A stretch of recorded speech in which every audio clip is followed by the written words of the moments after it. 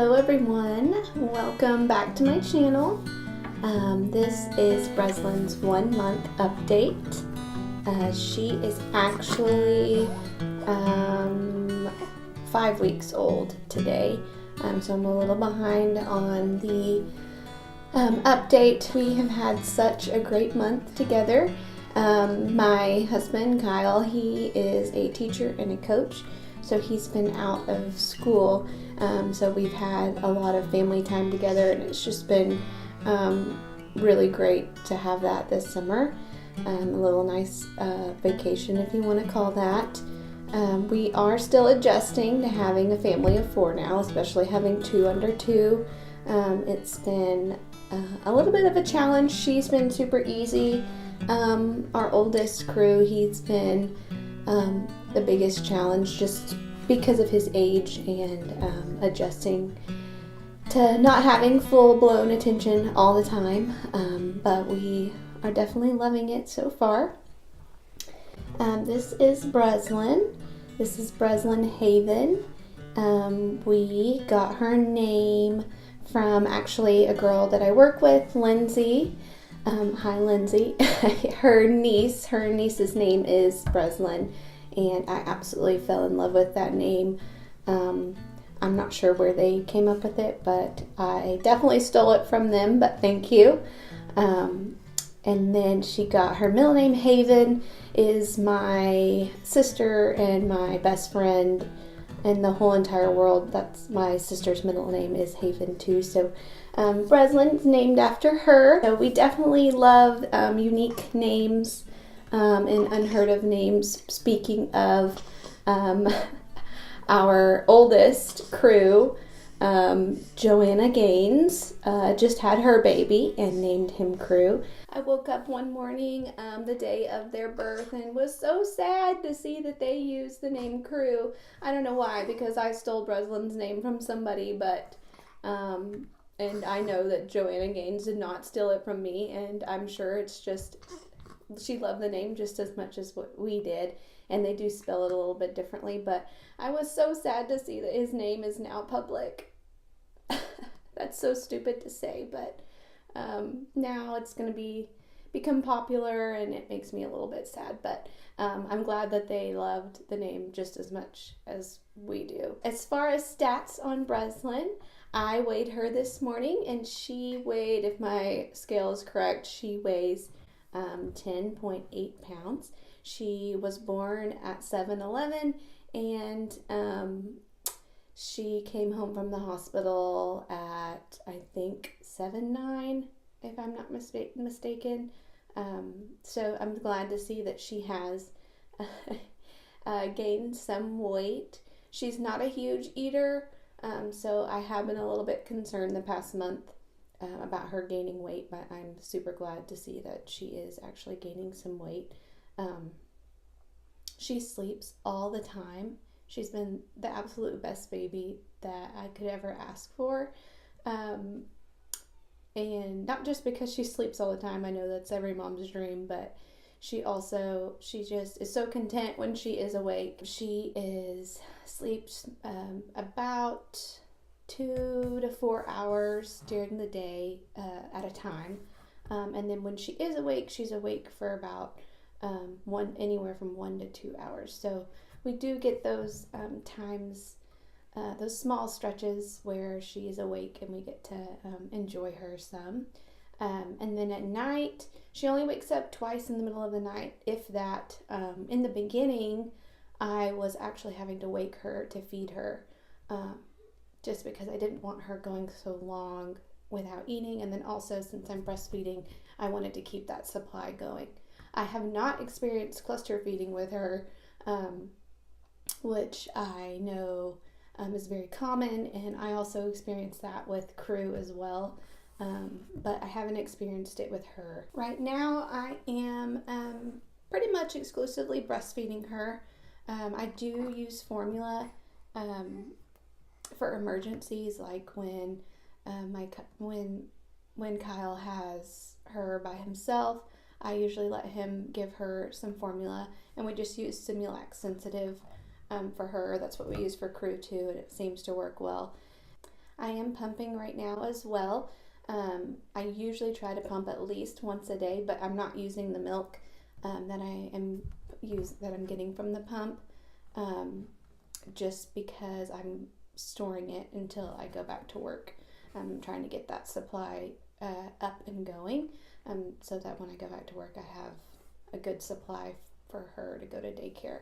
We are co-sleeping for the most part. We have a DockATot, we have a Snuggle Me.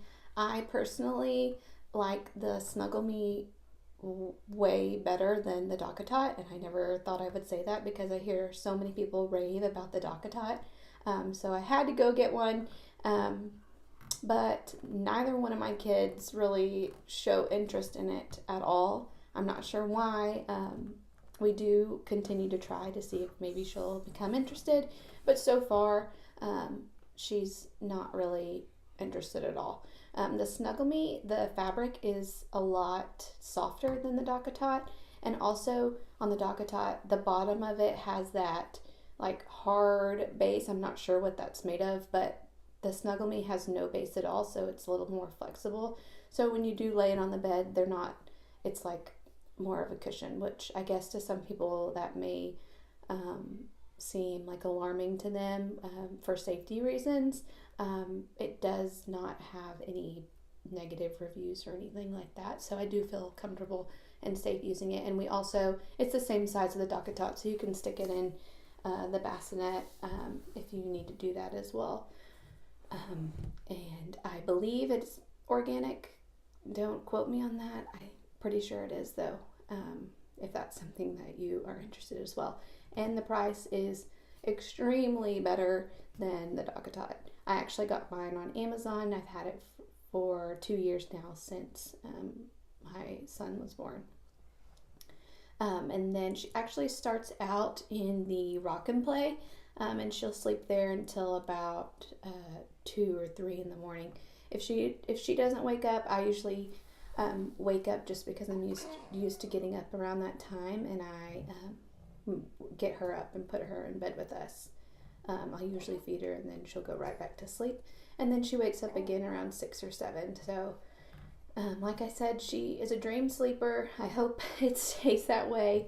Things that she does not like are kisses from her brother. He makes them extra loud and extra slobbery, so it usually scares and startles her a little bit, and she ends up with a wet head or a wet face. So she's not totally a fan of that. It's really sweet, and I know that he's just trying to interact with her, but she definitely does not like anything to do with it, and usually afterwards she is like screaming, crying, so we have to go save her from him.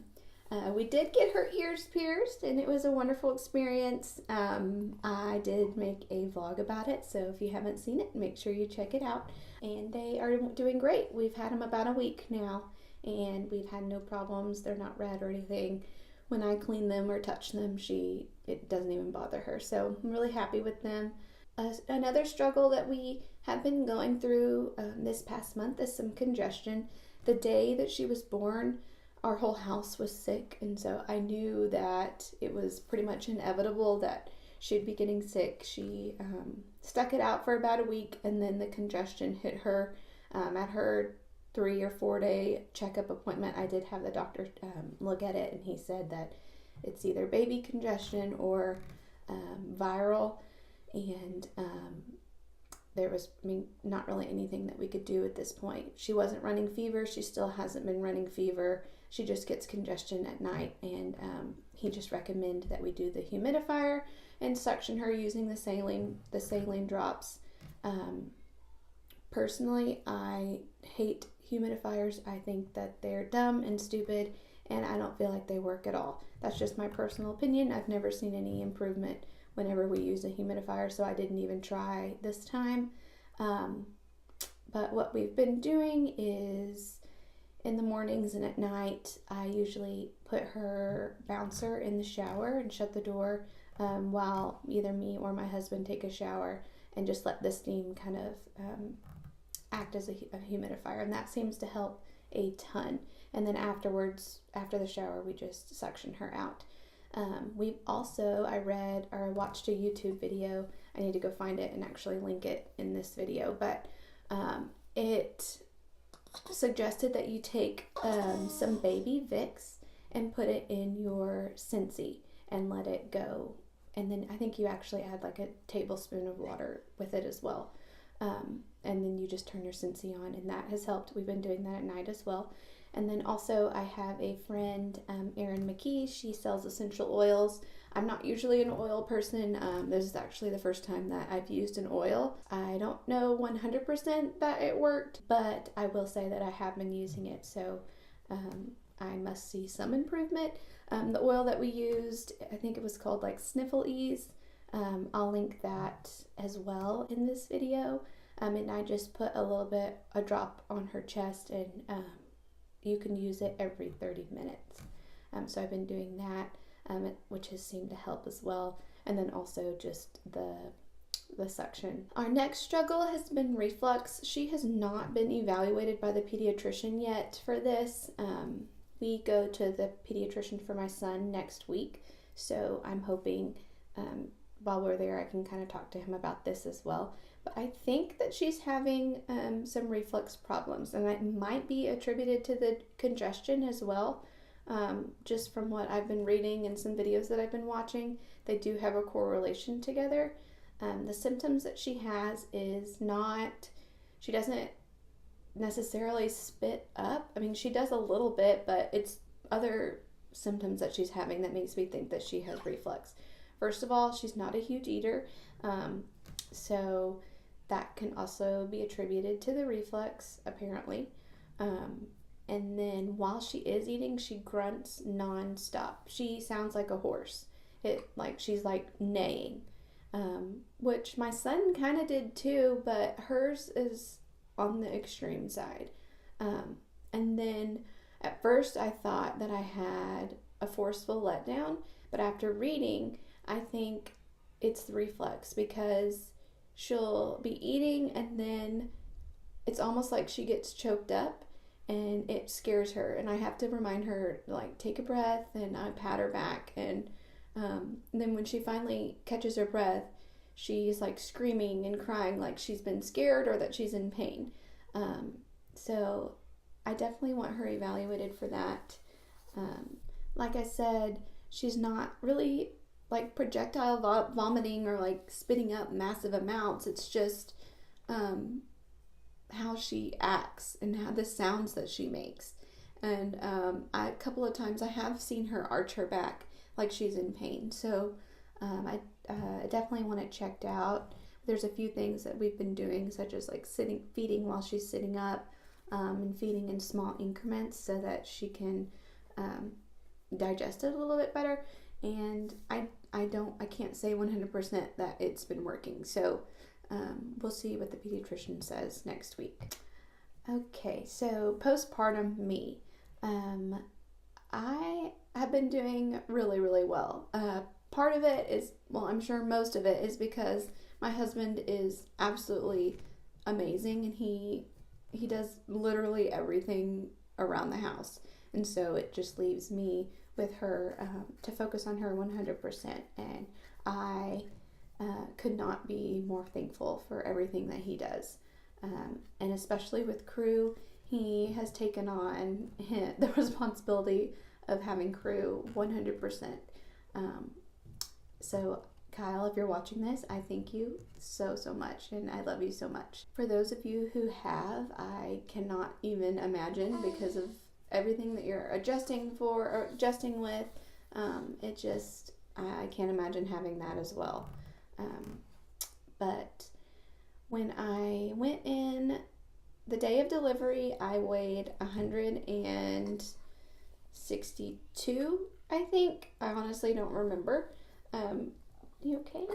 And today I weighed 144. So I do, and then also the day that I found out that I was pregnant, I weighed 132. So I do have 12 pounds more to lose. I honestly have not started dieting. I haven't started working out. So I'm not really worried about losing the weight. With Crew, I lost it really fast, and I actually lost more about 15 pounds more than I was planning to. So I'm really not worried about it. My 6-week checkup is next week, so I will hopefully get cleared to start being more active, and I'll probably start working on dieting then. One of my biggest struggles right now is my back. I have like muscle spasms. They only come at night, so I don't know if it's just like overexerting myself during the day or holding both her and Crew throughout the day, and my back just like locks up. I had it with Crew too, but not this bad. Like this is like stops you dead in your tracks and you can't even stand up. My husband looks at me like I'm crazy, but it's been awful. I think it's from the epidural, but I've had an anesthesiologist tell me that that's not true. So I don't know what it's from. It could be carrying a child for 9 months. It did end up going away with Cruz. I'm hoping that eventually it'll go away now as well. But that's really been my biggest challenge is my back problem. I have had what I think is 2 episodes of mastitis. I didn't go to the doctor. They've only been like a 12-hour thing. And I've just been like drinking lots of water to get rid of it, and then also hot baths and a heating pad and ice in between on my breast. The first time I had it with her was at about 2 weeks, and it was with the left breast, and then I had it a couple of days ago again with the right side. And it just is like really painful, and it feels like you have like the flu. I don't know, I can't explain it, and it comes on so fast. It's like you're fine 1 second and then the next moment you have chills. But using the heat really helps. That's what's been a lifesaver for me. What are you doing? You want to sit up?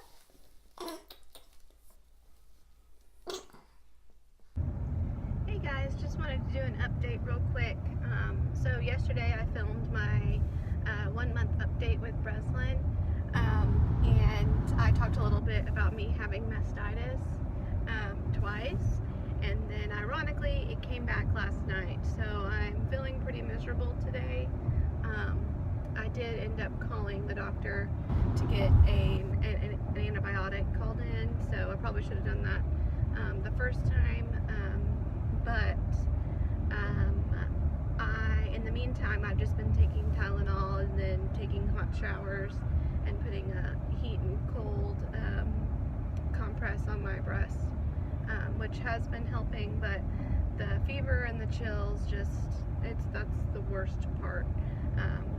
So I just wanted to update you that that's where I am, and I gave in, and I am getting an antibiotic. So. Alright, well that's it for today's video. She is getting hungry, so I need to go feed her.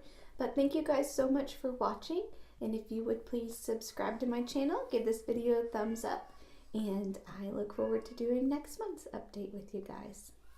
Say bye. Okay.